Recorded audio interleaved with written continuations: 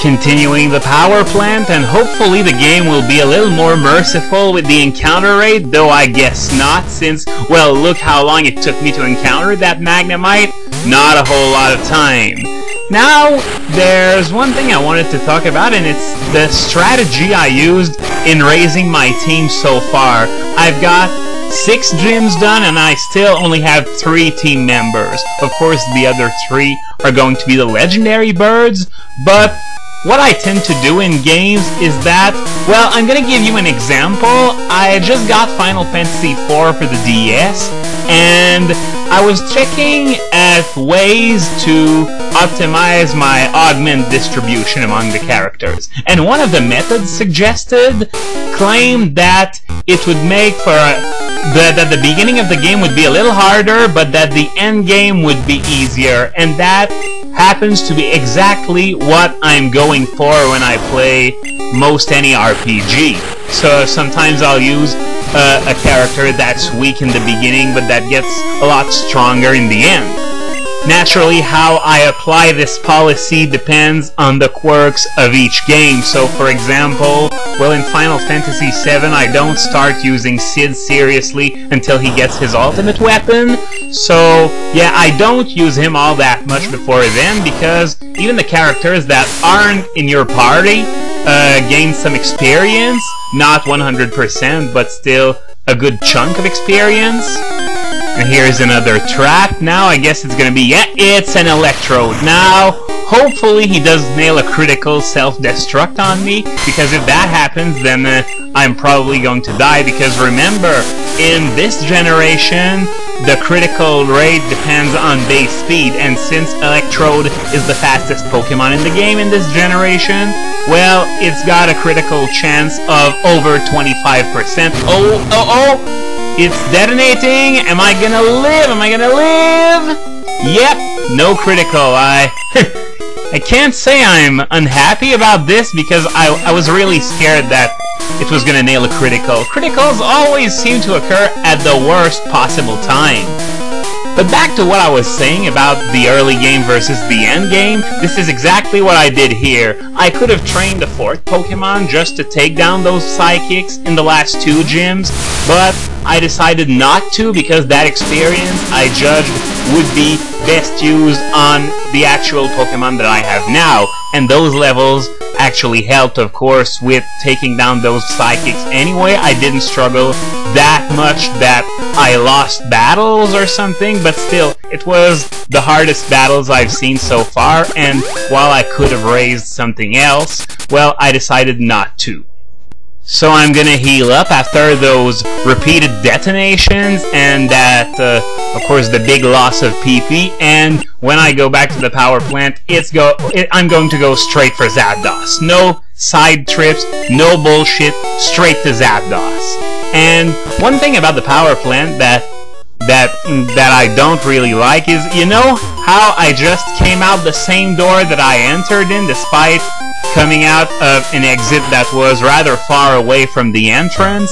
Well, in Fire Red and Leaf Green, they sort of fixed that by, you know, putting an actual exit outside the power plant, and then you go down one of those ledges, you jump off, and you get back to the entrance that way. And of course the ledge is only one way, you can't go back up and straight to Zapdos, which would be incredibly cheap if it actually worked that way, because you'd be able to circumvent the entire power plant, which isn't what Game Freak had in mind at all.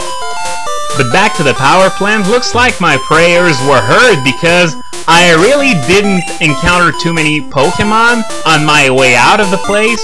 Well, after that first Magnemite, it was smooth sailing. I went really long stints without meeting anything, so here's to hoping I'll be able to do that again, because it would be really sweet if I could get to Zapdos in this video.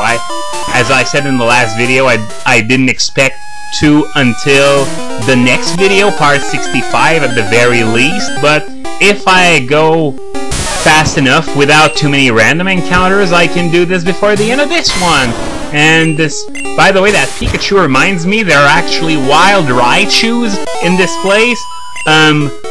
Pokemon in the wild that are evolved forms of, well, the stone evolutions, well, that's, as you can expect, not very common. I can't think of other examples off the top of my hat. Trait evolutions are really rare as well.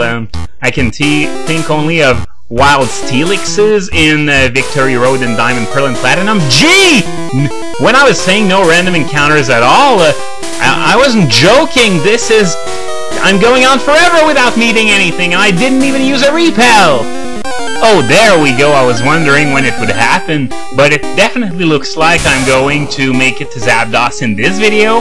So what I'm going to do is that I'm going to reach Zapdos, I'm going to take a little break and you know, take a drink, take a piss, because we really could be at this for a while. And let's see, is there anything there?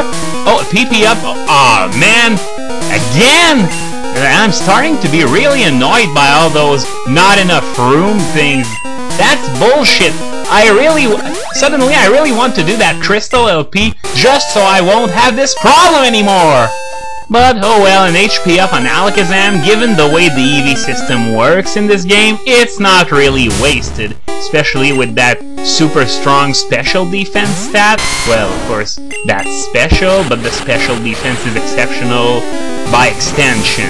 So what I'm gonna do is I'm gonna kill that Magnemite, and then I am going to take a little break. So just give me a few seconds and I'll be right back. Alright, I'm back, so hope you've brought your popcorn with you, because we could be at this for quite a long while. Here's the big bad bird itself, so first things first, I'm going to put it to sleep. And Hypnosis connects, that's good, because I didn't want to take a Drill Peck this early.